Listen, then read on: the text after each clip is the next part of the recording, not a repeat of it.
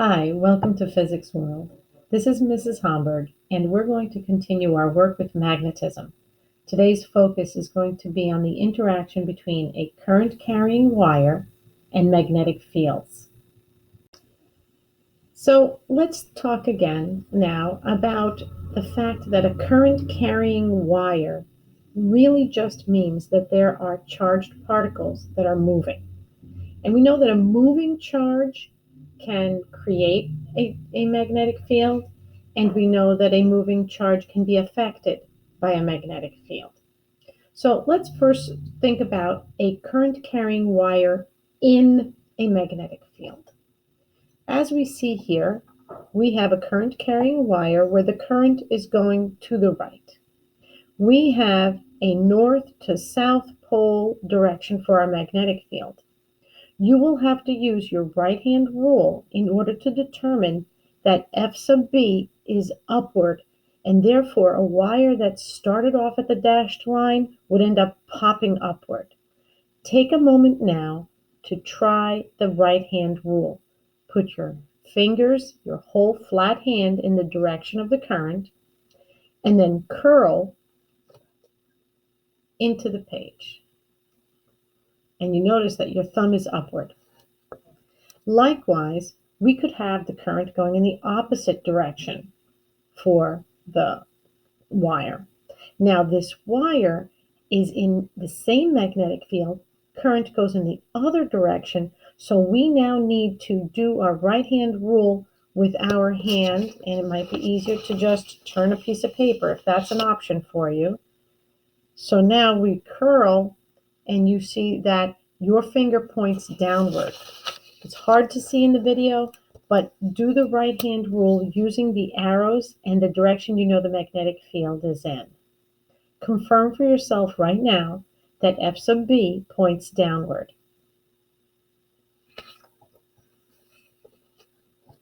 So what can we do in terms of interpreting this from different angles? There's a magnetic force caused by this magnet, okay? Magnetic fields exert forces on current-carrying wires, which are just moving charge. So our initial condition here is where we have a wire with no current in it, I equals 0, sitting in a magnetic field. Notice there is no deflection of the wire and there is no magnetic force. The minute this wire is attached to a battery or other voltage source and allowed to have current flowing in it, in this case, it seems that the current is flowing upward. There is a magnetic field there, right? Caused by that magnet. Well, if we put our hand in the direction of the current and curl into the page, notice our F sub B is to the left. With an F sub B to the left, we know that this wire would deflect. Let's see what would happen if we now reverse the poles on the battery and cause the current to move downward. Now we would have to do the right-hand rule for a downward current. Magnetic field is still into the page. Again, it may be easier if this is drawn to put your hand in the direction of the current, curl into the page, and see that the magnetic force is pointing to the right. And that's why the wire deflects. Let's see, and the picture is a three-dimensional picture drawn on 2D space, but we will have to try to see which way the conducting rod will move.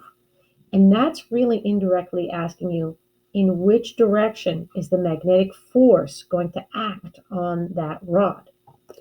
We notice that we have a battery.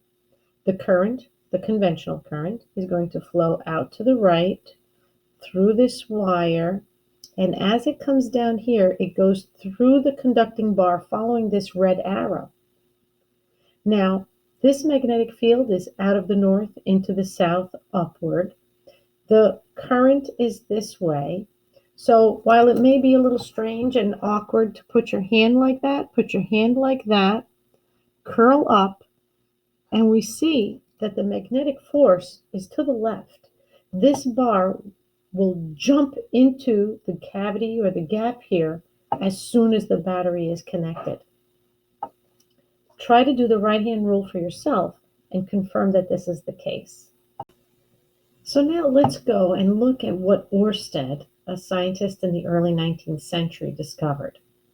In the 1820s, he put a compass near a small circuit he was preparing to teach about in class and noticed that near the wire, a current would create a magnetic field. It would cause the compass to deflect away from the north that it typically points to. Now, what do we see here? We have a wire with no current. The compasses point to the north as they're supposed to. As soon as current is allowed to flow through this wire, the compasses all reflect a circular magnetic field around it. And there's a way that we can determine the direction of the magnetic field around a current-carrying wire. If we assume this is the wire and the arrow points to the direction of conventional current, we can put our pen with its point in the direction of current. We put our thumb in the direction that current is flowing, and then wrap our hand around it. That will allow us to see that these concentric circles are the magnetic field around a current-carrying wire. There's a video that the National Mag Lab has created. It's called See Through Science, What Ørsted Discovered. And you'll see for yourself what happens when a compass is placed near a current-carrying wire. It was a shock to Ørsted and a great discovery for the rest of the world.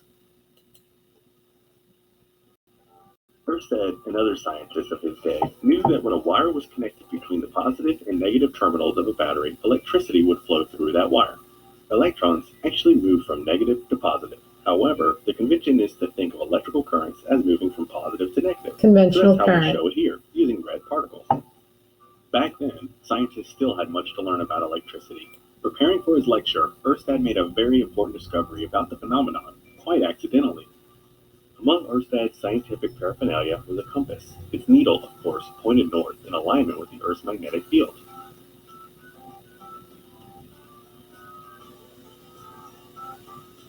Ørsted happened to place the compass near his battery and was startled to notice that the compass needle moved. As Ørsted deduced, this happened because the wire produced a magnetic field around it when it carried a current. If there is no current in the wire, the needle reverts to the alignment with the Earth's magnetic field.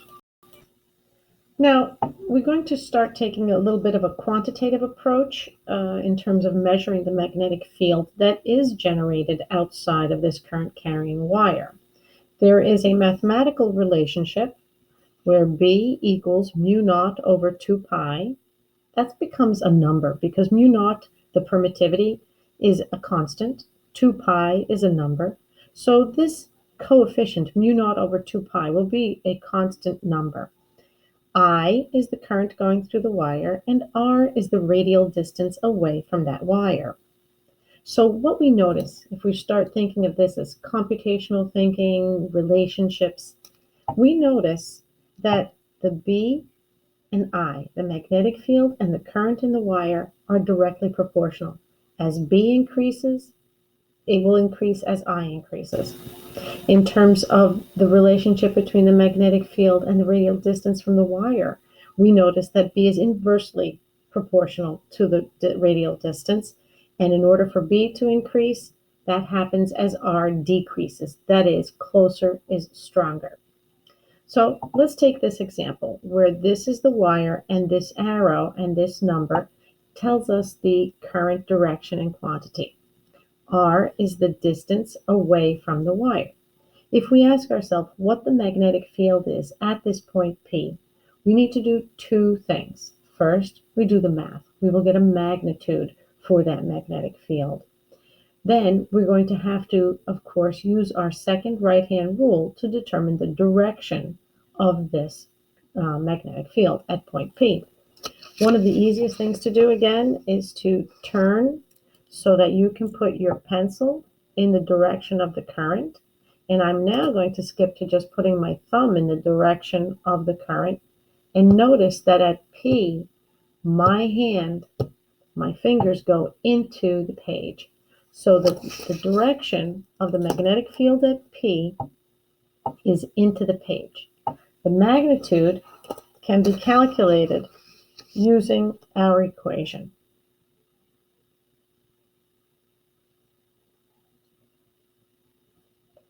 Now, why don't we go on and work on the second one? This becomes slightly more complex. We now have a single point P, but we have an impact or a creation of a generation of a magnetic field away from this wire at P, as well as the generation of a magnetic field caused by this wire at P. Essentially, we are doing an addition of these two vector calculations. So, of course, the numbers for this magnetic field strength at P involve 8 amperes and 0.2 meters. And for this wire's magnetic field there, the calculation will use 10 amperes and 0.2 meters. However, the direction is something very critically important. Again, let's go the easy route. And if you notice, here, my thumb is in the direction of the current, so the magnetic field due to the 8 ampere wire is into the page. However, when we think about the direction of the magnetic field at P caused by this wire, when we put our thumb in that direction, to the right of that wire, it's into the page. But as we wrap around, notice we are coming out of the page. So now it's going to be, let's say this addition is going to be about a competition. Which one is stronger? This contribution is into the page. This contribution is out of the page. When we do the math, what we notice is that the into the page and out of the page are totally different magnitudes, and of course, out of the page will, so to speak, win. However, what is important to notice is that we could have predicted that final direction. We know that the distances are the same. We know that this current is less than this current. So we can use proportionality from our equations and realize that the higher current at the same distance will have a stronger magnetic field at P than this lower current at the same distance at P. So the final direction would definitely be dominated by the stronger magnetic field. Of interest are these other seemingly similar looking problems, but each of them must be analyzed the same way as we did before. You proceed to do a calculation for magnitude. You can get an intuitive impression as to what the final direction of the magnetic field will be by using our second right-hand rule for the current carrying wire. And you will notice that even though things look similar or close to it, the answers will be very different. Other interesting problems are ones where there's no calculation for magnitude, but is to get an understanding of what's the direction of the force, magnetic force, on another wire caused by a first wire's magnetic field. Okay, that's a mouthful. In other words, you've got two wires here. This one is generating a magnetic field in the area where this wire is. This wire, it's a current carrying wire, generates a magnetic field in the area of this wire. What direction will the force be due to one wire's current magnetic field on the other? So let's look at an example here. Here we have wire 1 with current 1. Its magnetic field, we use our right-hand rule, and we realize that all along this wire, the magnetic field is into the page near this wire. So what force is going to be exerted on wire 2 caused by wire 1? Well, again, we use now our first right-hand rule. This is the direction of the current. We curl into the page and notice that the force is to the left. Now, let's analyze the effect of having a current in this wire.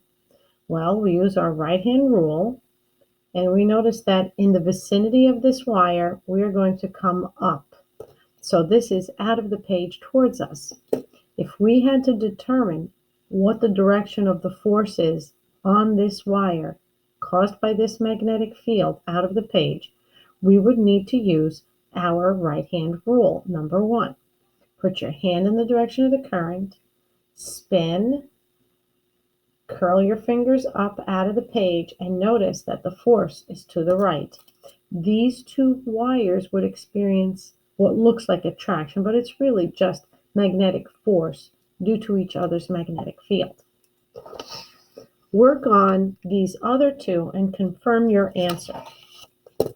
Notice that this upward current has an into the page field near wire 2, and that this one, current is going downwards, is going to cause a downward into the page magnetic field over in the vicinity of this wire. Confirm that before you proceed to do your right-hand rule number 1 to get the force direction. Now, this qualitatively is also interesting. We are clearly going to be analyzing what is happening when we have different distances and acting on different wires. Go ahead and see if you can do your own examination of what will be the net force on all of these wires.